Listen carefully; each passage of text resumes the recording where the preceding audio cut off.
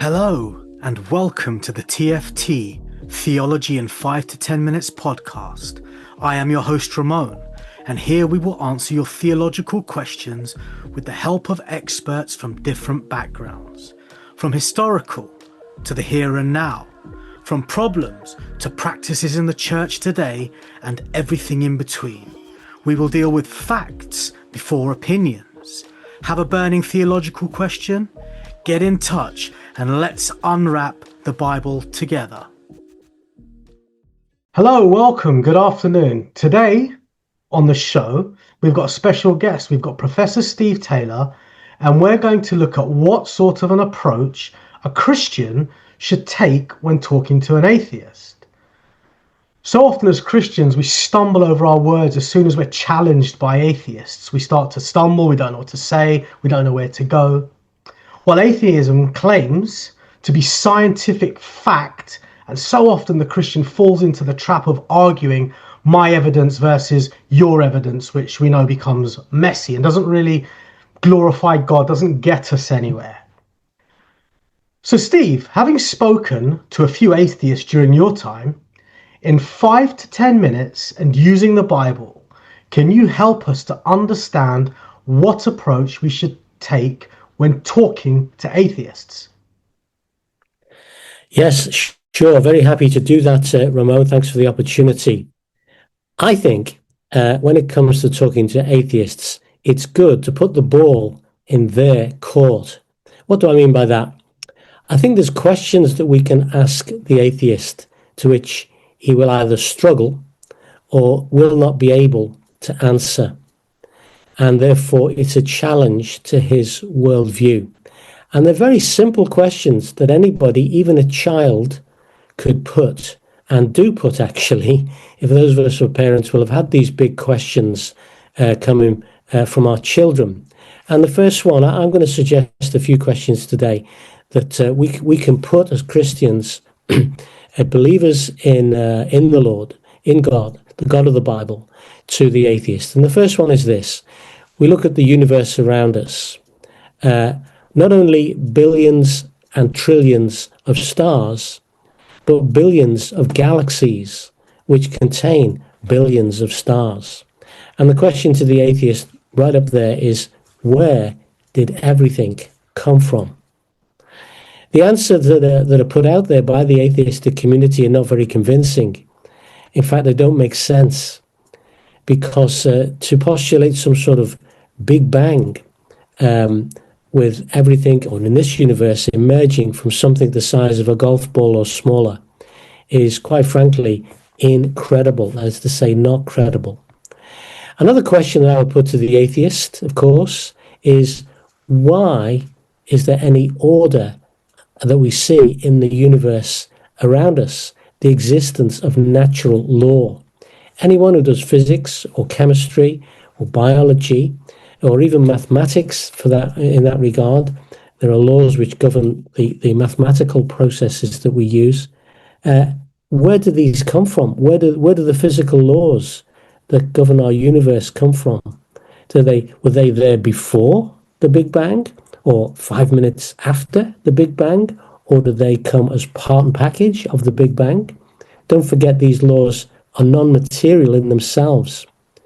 And similarly, where does life begin? How does life begin? So not only have we got matter, but we have intelligence, that is to say information, because information is evidence of intelligence, imposed upon the matter in the form of DNA, the molecule that's essential to all life. So the question to the atheist is, how did that happen? And again, there's no convincing answer from the atheistic community, uncaused and for no reason. The final one, which was one that troubled the very famous French atheist Jean-Paul Sartre, was, why does anything exist? Why should there be anything rather than nothing? And if we start with nothing, a very, very basic law of logic is, out of nothing, nothing comes. So why should there be anything? How did it get here? How come it's so well ordered? And when you've answered those three, how did life itself begin? Now, I think I've been talking to atheists for many years, actually, and I've never once had a convincing answer to those questions. And yet they're basic questions. The Christian perspective, of course, they're answered in the very first verse of the Bible. In the beginning, God created the heavens and the earth, that is to say, the universe, everything that we can see. It tells us why there is a creation, because God willed it to be so. It tells us how the creation came to be. It was spoken into existence by the God who does all things through his powerful word. It's ordered because God is a God of order. And of course, a little bit later on in the same chapter, we're told that God made all things. In him was life. And from him comes the life that we have and the life that we see around us. So there, in just less than 5 minutes, happy to say, is a short set of questions that as Christians we can respectfully, gently, and firmly put to our atheistic friends. Let's have a dialogue. Let's talk to them about these things. Let's see where they go with these matters, and let's press the point. I don't think the atheists have got answers to these questions. And of course, they may come back with their questions. That's fine. Let's talk.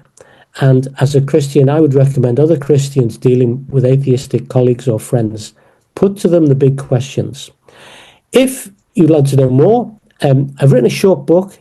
It is with the purpose of speaking about Christianity and science to show how true scientific endeavor in the Western world was founded upon the Christian religion, Christian position, and how that science in the Western world came on in leaps and bounds when men began to believe the Bible after the Reformation in the 16th and 17th centuries.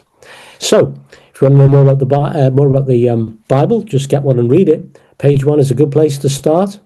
If you want to have my book to help you a little bit, then that's available on 10ofthose.com. Thanks very much, Ramone, for the question. Hope the answer is what fits what you were trying to do with the podcast. Thank you very much for that, Steve. So there you have it, folks, in 5 to 10 minutes, how to approach a conversation with an atheist. Links for Steve's book will be in the comments section. Please feel free to leave any comments and questions you might have. But remember this, what Steve said there, remember to be kind and courteous. Don't insult someone's opinions or beliefs. We need to dialogue, which means allowing others to express their thoughts. So until our next podcast, until we meet again, God bless you all.